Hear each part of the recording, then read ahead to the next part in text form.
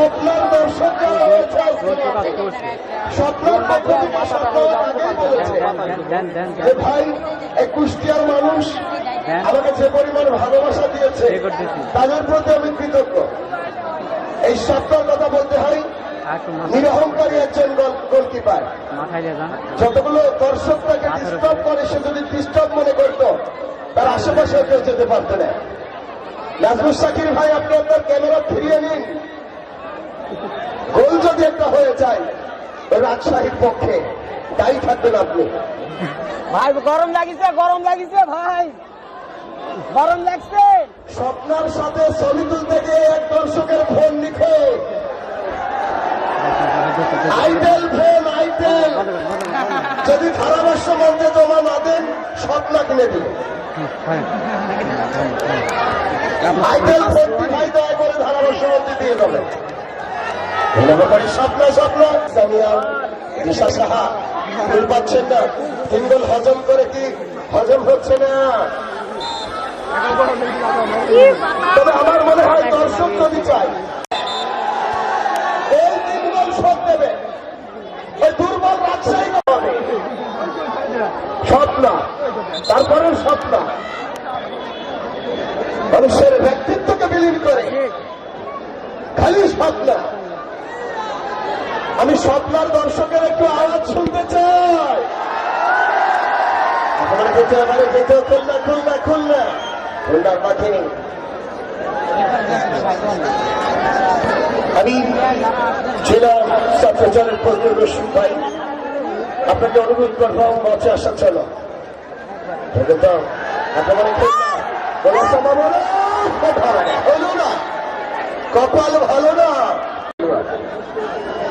বাস্তবায়ন কার্যকরী খেলোয়াড় সোনিয়া, যে প্রশংসা করতে হয় সোনিয়া সম্ভব সুন্দর বুদ্ধিমতী ফুটবলার।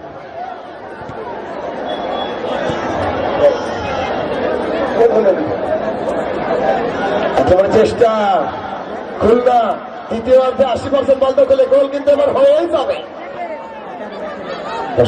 খেলোয়াড় চেষ্টা করতে ব্যাখ্যা করছে পাস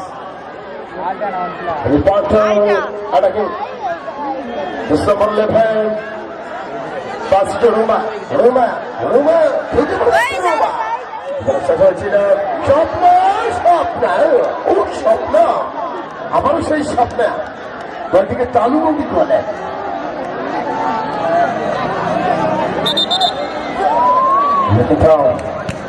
আমাদের ভারী করার স্বপ্ন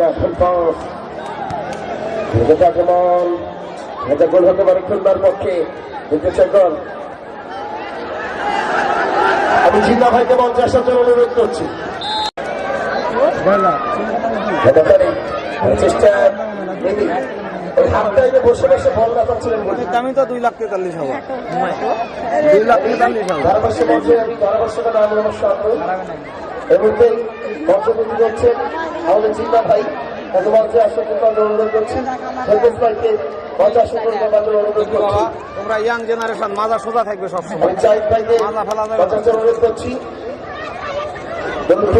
এটা পরিষদের সাবেক চেয়ারম্যান জনাব আব্দুল আলী মহোদয় আমাদের মাঝে উপস্থিত আছেন। আমি মুন্টু মাস্টারকে মঞ্চে আসতে অনুরোধ করছি।